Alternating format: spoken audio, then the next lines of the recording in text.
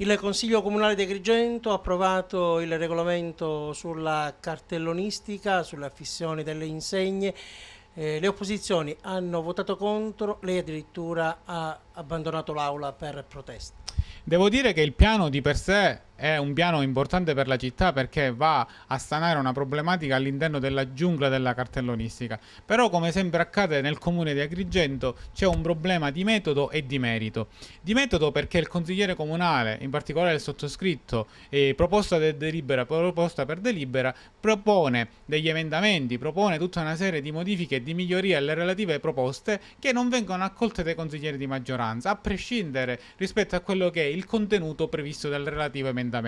Cosa che è successo anche nelle scorse sedute. Abbiamo avuto un piano che era stato rimesso da ben tre commissioni al dirigente proponente perché erano state rilevate tutta una serie di incongruenze. Ebbene, i dirigenti, avallati ovviamente dall'amministrazione, che cosa fanno? Rimettono di nuovo la stessa proposta di delibera, però senza andare a prevedere sostanzialmente una modifica rispetto a quelle che erano le richieste espressamente indicate dalle tre commissioni.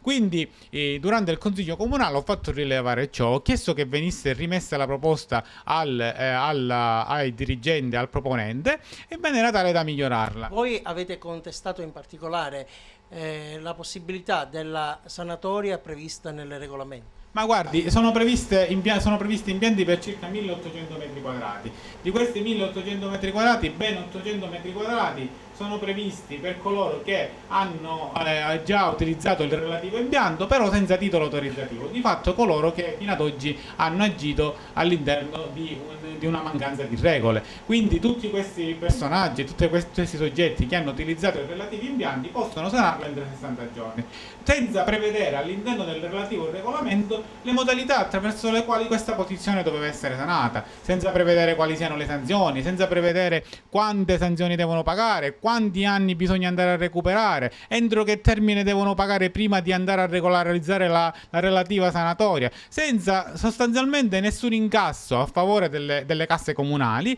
e senza soprattutto garantire quella trasparenza, mettendo a bando gli 800 metri quadrati a chiunque facesse domanda e chiunque volesse utilizzare il relativo impianto. Un altro argomento di grande attualità al centro di polemiche è quello che riguarda la Fondazione Teatro Pirandello.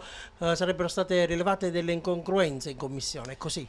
Guardi, abbiamo fatto tutta una serie di commissioni che di fatto non si tratta di andare a fare polemica o altro, si tratta di andare a verificare con analiticità e con molta accuratezza quella che è la situazione economica e finanziaria del comune di Agrigento. Siamo un comune ad un passo del distesso, dove le misure correttive dovevano essere portate nel mese di gennaio.